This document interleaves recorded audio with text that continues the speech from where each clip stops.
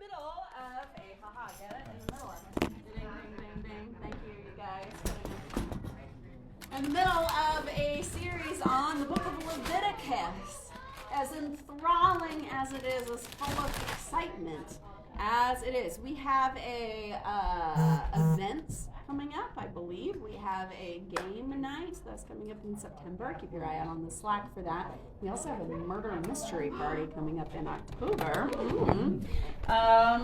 So again, keep your eye out for announcements around that.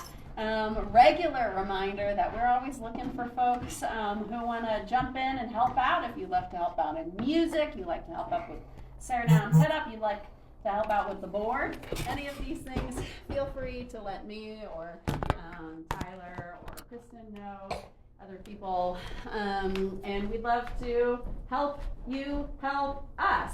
That doesn't mean that you have to be here every single Sunday. You can say, hey, I want to be here once every 2 weeks. And you can say, hey, I want to be here once every 2 months. You can say, hey, I want to be here and help out once every 6 months. It's totally up to you. We're happy to pop you in the schedule. Help us out with kids, worship, board of directors, etc. Any of those things, feel free.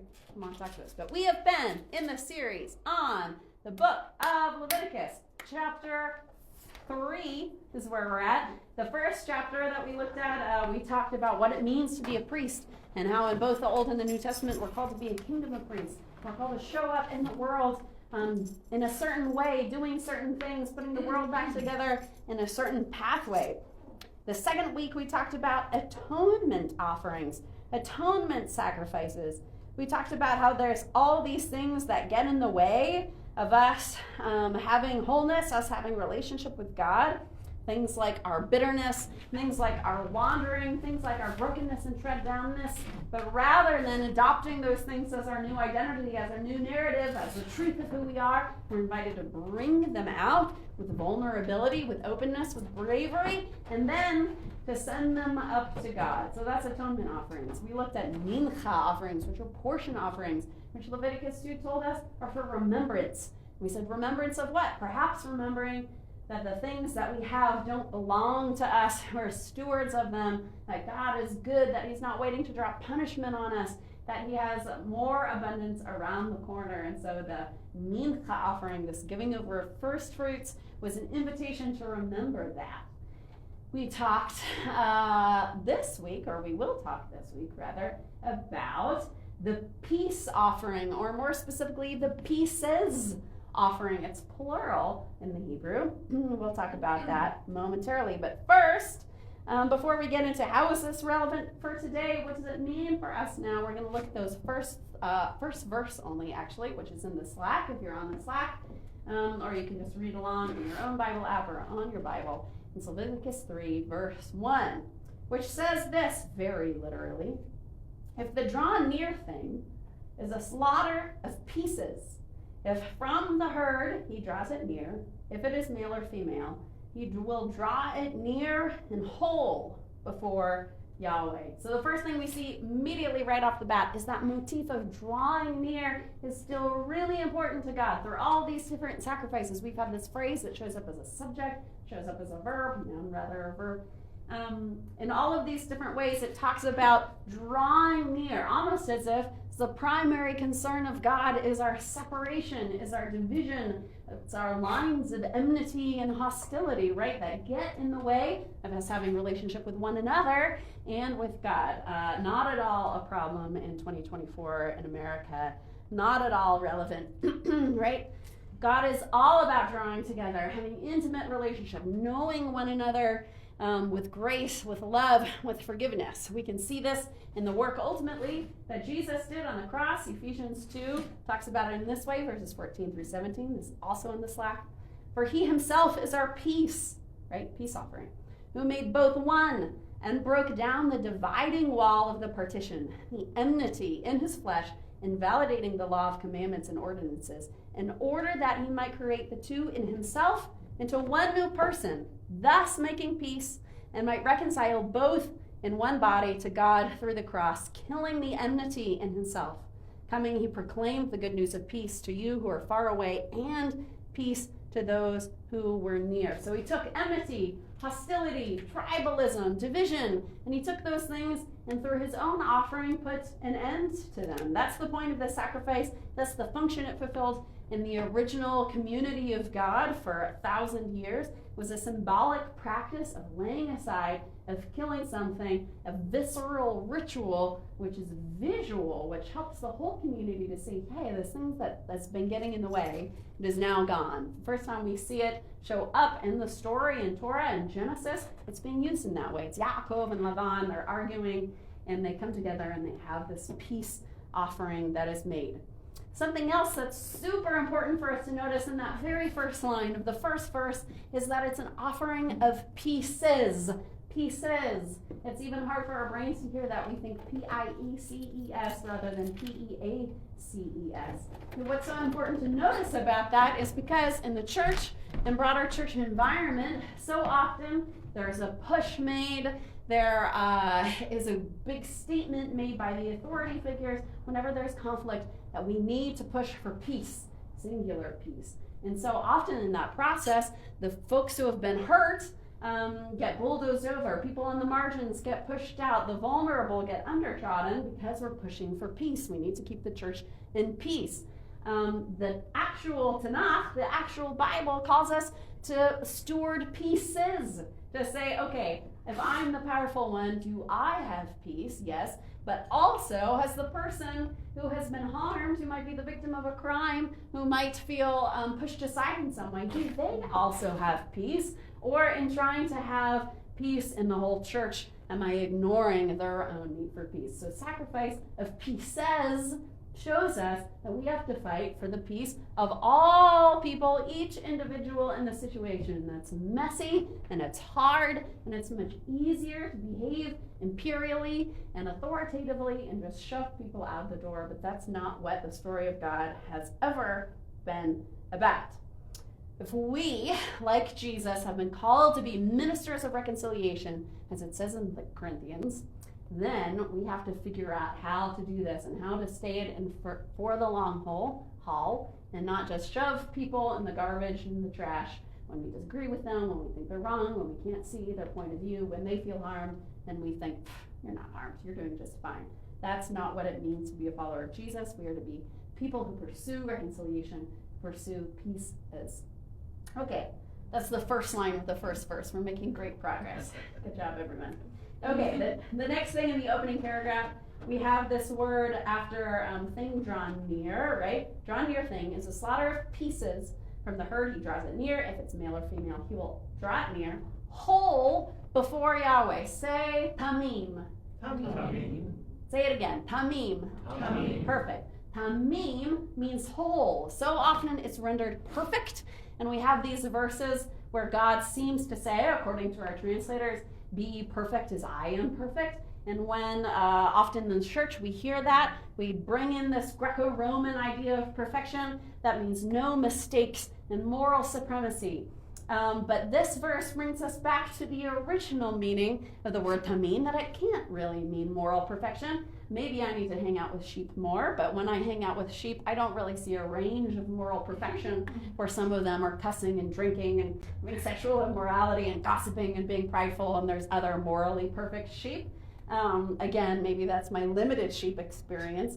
But rather, what seems to be being said by God about the offering that they bring is that it's cheating to bring the paraplegic sheep and offer it, right? There's nothing wrong with the paraplegic sheep. In fact, they're encouraged to keep it and not to try to pawn it off toward God, but keep it part of the herd. And yet, they're invited, commanded, called to bring whole sheep, right? That's God's desire for us. He is whole. And we are called to, invited, commanded to be whole by God. It's not that God doesn't desire us to have character and integrity and uprightness. We're not supposed to just dump that out of the door. But when we're asked to be whole and we edit it out and we translate it out, and we just think we're supposed to strive for perfection, for accomplishing, for checking all the boxes, making all the achievements, we end up focusing on the wrong things and hurting the people around us, which brings less wholeness to our community, right? So that is the tamim. That's the important thing. We've talked about that before, but it's always good to bring out. Okay, obstacles to atonement are the things that get in the way of our wholeness, right? Peace offerings, things that get in the way of relationship, wholeness in our community. I'm going to read a little bit more from Leviticus 3. This is verse 9, which is also in the slack and in your Bible. This is a regular translation, not a janky one. He shall present from the offering of the fellowship offering an offering made by fire for Yahweh. He must remove the fat, the entire fatty tail near the tailbone, the fat covering the inner parts, and all the fat that is on the inner parts. There we go. The 2 kidneys, the fat that's on them, which is on the loins. He must remove the lobe on the liver. In addition to the kidney, the priest shall turn it into smoke on the altar as a food offering made by fire for Yahweh. Cool, Pastor Elle. Thanks so much for reading all those entrails details to me. I was really curious about them. Good, you're welcome. But let's apply some of that curiosity. Let's apply some of those critical thinking skills. If you are like me, your brain turns off and you hear a random list of organs, and you're like, yeah, sure, of course. Note if we pay attention, we'll notice that that's not a complete list of organs, right? God didn't say take out the intestines or take out the spleen or the pancreas or the bladder. He specifically lists these exact things, kind of like when we're looking at atonement, looking at those animals, being like, oh, why is it the bull and the sheep and the 2 names for doves? Why isn't it the camel or the donkey or the dog, right? What can we learn if we pay attention? What are the things that we might be sending up to God in smoke if we're willing to learn and think about a deeper meaning behind them? Well, it turns out all of those organs have specific meanings in Hebrew, specific things that talk about different things in the body that control us. Again, in Greco-Roman world, we're taught, and in the church we're taught, to only imagine that we have a heart. No, we have a heart. Whew, rough. Heart and a mind. And depending on how toxic your church environment was that you grew up in, men have minds, and they're rational and thoughtful people, and women have emotions and feelings and hearts, and they're easily deceived and whimsical and silly and must not be listened to. If you did grow up in that environment, I'm so sorry. That's wrong. Those people need to repent.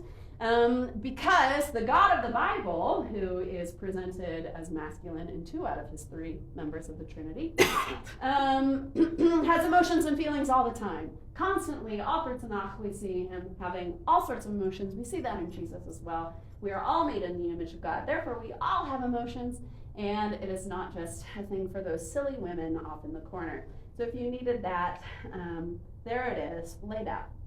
Okay, so what are these? If it's not just about heart and mind, and that's a Greco-Roman thing, what are these organs that, and entrails, parts of the viscera that God calls them to send up in smoke that somehow get in the way of peace? The first thing that we see over and over is the word fat. Fat is richness. It is good, especially in ancient Near Eastern literature. It is good to have fat. It's literally good. It protects your organs, right? It's important for life.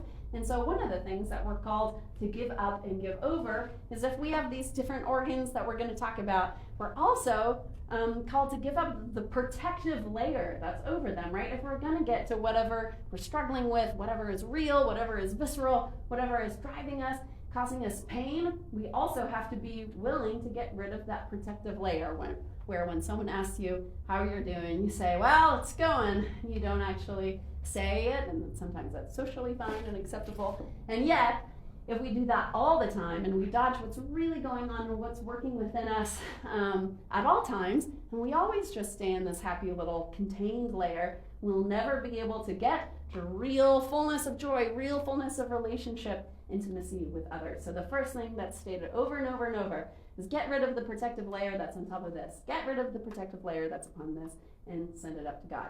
Okay, so what is the protective layer? Shielding. The first thing, these are all also in the Slack, by the way, if you're a visual learner, is kidneys. The word kidneys actually means reins. If you remember from science class, biology, or your job, you might remember, and I could be exposing my own ignorance here, but you've got these 2 kidney bean shapes, and then you've got these strings that come off of them, right? And those were imagined to be, in the Hebraic mind, in the biblical mind, your reins, your emotions, the things that drive you come not from the heart, like we might have been trained, but from the gut, from the kidneys. They're like the reins of a horse, R-E-I-N-S, not like spring reins.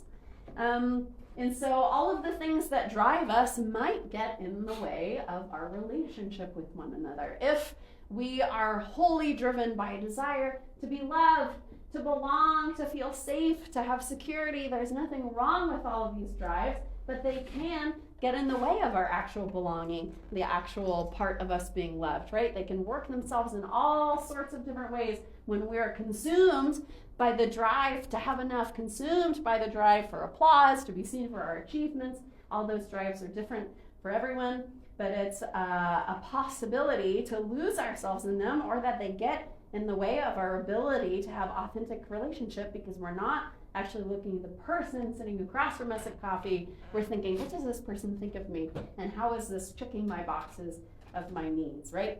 So the reins are something that we're invited to give up to God, along with the fat that protects it. The next word has to do with that fatty tail, fatty rump sometimes it's translated, which is delightful. It's the word for foolishness. Our foolishness is obviously also something that can get in the way of our relationship with other people, and it's part of all of us. It's not foreign to me to have to send a reconciliatory text after my particular foolishness may have gotten in the way of authentic relationship with another person. Maybe your foolishness looks like misunderstanding, imagining that somebody's mad at you when they're not. Maybe it has to do with flakiness, where we say, hey, I'm going to come meet up with you, and then we pull out at the last second, right? All of these things we experience, all sorts of forms of foolishness, and it can also get in the way. And so we're invited to give those things up to God. They don't have to define us, right? We don't have to be flaky people or people who are always defensive, misunderstanding. Those things we can give over to God. And the next thing is the lobe. That word is actually the word for abundance, the fatty lobe on the liver, it says. Word is abundance. Our abundance can certainly also get in the way of relationship, right? Whether it's you have more abundance than I, and I feel jealous or uncomfortable, you get to go on vacations and I don't, you have something that I don't, especially in our consumeristic society. It's so easy to define ourselves by what we have and what we don't have.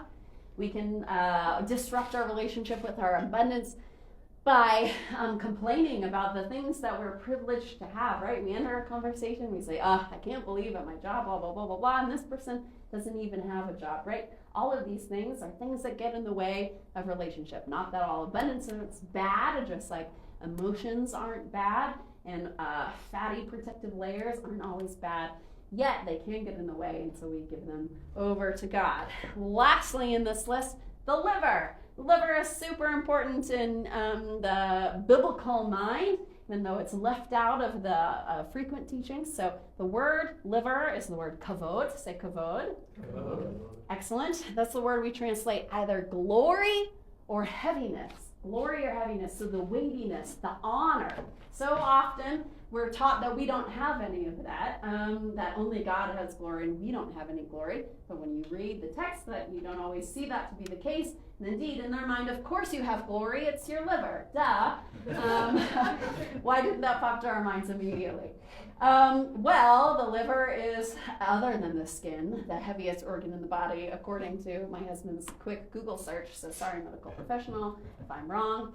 But why is it attached to glory? Why did they put glory with it? Well, the liver was one of the primary divination tools that folks used in the ancient Near East. You were to take the liver and you could look at the different spots and different stuff on the liver that I don't know what it is. One of my friends does a PhD just in liver readings. And you use that, true story, you use that to determine fate. What is going to happen to you, who you are, your identity, your accomplishments, your achievements, the things that go in your obituary. And so those things, of course, there's nothing wrong with having destiny. There's nothing wrong with having glory and honor. And yet, that sense of ego, that list of, oh, you don't know who I am, can certainly get in the way of our relationships, right? If we look at somebody and we say, I know who you are, you're one of those people who thinks those things, and that's your tribe that you belong to, and that's your fate and your destiny, and I have a different one, and so I don't treat with you. That is not part of what is supposed to be a defining quality of the community of God because of this offering system. We would hate if anybody looked at 5 years ago us or 10 years ago us and say, oh, that's who you are for forever. Those are the thoughts and opinions that you'll always have, right? We're all on different journeys. We're all changing and growing. And so whenever we meet someone who we are tempted to think, oh, I know what your liver says, instead, we're invited to approach with empathy and curiosity and openness and wonder and saying, what is the journey that you've been on? What are you wrestling with? Who are you right now in this present moment? And the peace offering was a way of sending all of that up, all of these things that get in the way of relationship up to God. Now, in our era, how is this relevant? As we're going through all of these things and learning about these things, we talked about how Jesus is the ultimate peace offering, right? Ending enmity and division and hostility and tribalism, etc.